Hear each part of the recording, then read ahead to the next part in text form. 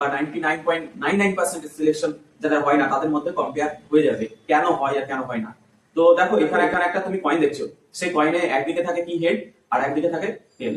তো হেড আর টেলের মধ্যে তোমাদের যে প্রিপারেশনটা করছো না সেখানে হেড টেল দুদিকে প্রিপারেশন করতে হয়, অর্থাৎ প্রিপারেশনের দুটো মুখ আছে, হেডও আছে টেলও আছে। ঠিক আছে, এই নিয়ে আমি একটা ছোট্ট করে একটা স্টোরি বলি, সেই স্টোরিটা বললে তারপরে তোমরা ডিটেলসে বুঝতে পারবে। ধরো তোমরা কমপ্লিট করবে কোনো একটা ছোট্ট রানটা হচ্ছে 400 মিটারের রান। 400 মিটারে তোমাদের ফার্স্ট রানিং করতে হবে, ফার্স্ট রানিং এর মধ্যে তোমাদের সেই টপ মানে ফার্স্ট সেকেন্ড থার্ড এরকম কিছু হতে হবে। এবার তোমাদের মেন হচ্ছে তার জন্য প্রিপারেশন করা।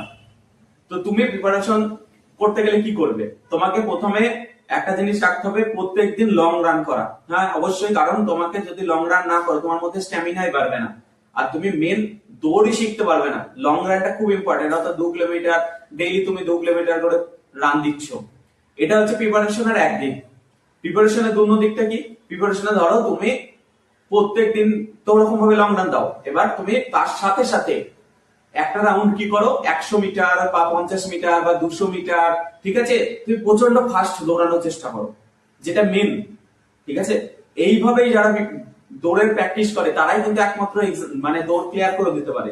ঠিক তেমনি তুমি এসএসসি, সিজিএল, সিএসএল, এমটিএস বা যে কোনো ওয়ান ডে এক্সামের প্রিপারেশন নিচ্ছ, তো তোমরা কি করো যে দৌড়ের একটা দিক যেটা উল্টো দিক যেটা আছে, যেটা হচ্ছে তোমাদের সিলেবাস কমপ্লিশন।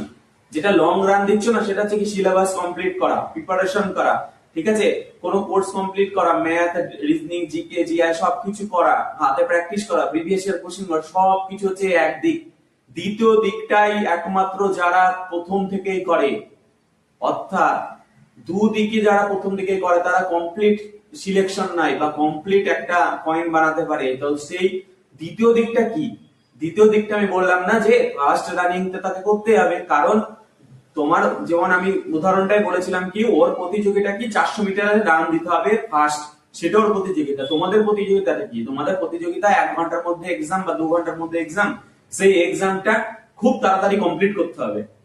তো এখানে ও কি করতো, রানিং এর সময় কি করতো, লং রানও দিত, সাথে সাথে ফার্স্ট রানিংও শিখতো। তো এখানেও তোমাদের প্রথম থেকেই লং রান তো দিচ্ছই, মানে প্রিপারেশন করছো, সিলেবাস কমপ্লিট করছো, ধীরে ধীরে আগাচ্ছ, সেটা ঠিক আছে, কিন্তু প্রথম থেকে মক টেস্ট বা সেকশনাল টেস্ট দিতে হয়, এইটাই একমাত্র টপ সিক্রেট। তো মক টেস্ট আর সেকশনাল টেস্টটা প্রথম দিন থেকে দিতে হয়, তাহলে তোমার এই প্রিপারেশনটা হবে। প্রিপারেশনের দুটো দিক, একটা দিক 99% সবাই করছে আর 1% ক্যান্ডিডেট দুটো দিকই করে, অর্থাৎ দ্বিতীয় দিকটা কি মক টেস্ট আর সেকশনাল টেস্ট ডে 1 থেকে স্টার্ট করে। এটাই হচ্ছে প্রিপারেশনের মেন সিক্রেট। তো এবার প্রশ্ন আসতে পারে স্যার আমি তো কিছুই করিনি, তাহলে আমার ওটা দিয়ে লাভ কি? তো দৌড়েও তাই ভাবো, দৌড়ে যারা লং রান শিখছিল তারা 2 কিলোমিটার দৌড়াতে পারে না, চেষ্টা করে লং রান দেবো, কিন্তু তার সাথে সাথে ফার্স্ট রানিংও করে।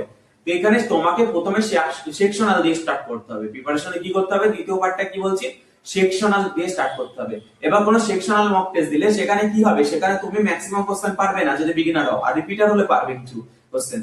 তো বিগিনার হলে তুমি ওই কি করবে, প্রথমে ধরো টেস্ট গুলো দিচ্ছ, তখন তোমার মেন টার্গেট কি থাকবে, ফার্স্ট চলা, স্পিড টেস্ট, অর্থাৎ স্কিপিং করে ফার্স্ট চলা। তুমি পারছো না কোনো ব্যাপার নেই, ফার্স্ট চলো।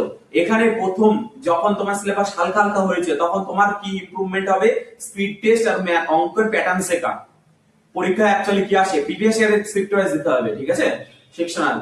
তারপরে কিছুদিন যখন সিলেবাস একটু হালকা কমপ্লিট হতে থাকবে তখন তুমি কিন্তু ম্যাথ পারবে, তখন তোমার কনফিডেন্সও বিল্ড হবে। তো ডে 1 থেকে বের করতে হবে। তারপরে যখন ম্যাথের সিলেবাস এদিকে প্যারালালি অনেকটা হয়ে যাবে তখন তোমার সেকশনাল মক টেস্ট আর এইগুলো তোমার কি হবে, একবারে শেষের দিকে তখন তোমার ফুল সেকশনাল টেস্ট দেওয়া হবে, এবারে তুমি 400 মিটার রানের জন্য পুরোপুরি প্রস্তুত।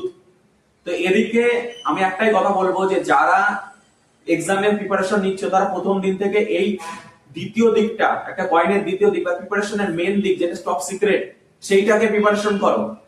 ঠিক আছে, এইটা যদি না করো তাহলে তোমাদের একটা কি হবে আমি বলে দিচ্ছি। ধরো তুমি 1-1.5 বছর ধরে অনেক দিন ধরে সিলেবাস কমপ্লিট করছো, কিন্তু যখনই এক্সাম হলে যাবে না, এক্সাম হলে দেখবে টাইম শেষ, এক্সাম হলে টাইম শেষ, তোমার পরীক্ষায়, তারপর পরীক্ষা বাড়ি থেকে আসবে আর প্রশ্ন দেখবে, বলবে আমি তো এই কোশ্চেনটা পারতাম, আমি তো এই কোশ্চেনটা পারতাম, আর একটু টাইম দরকার ছিল।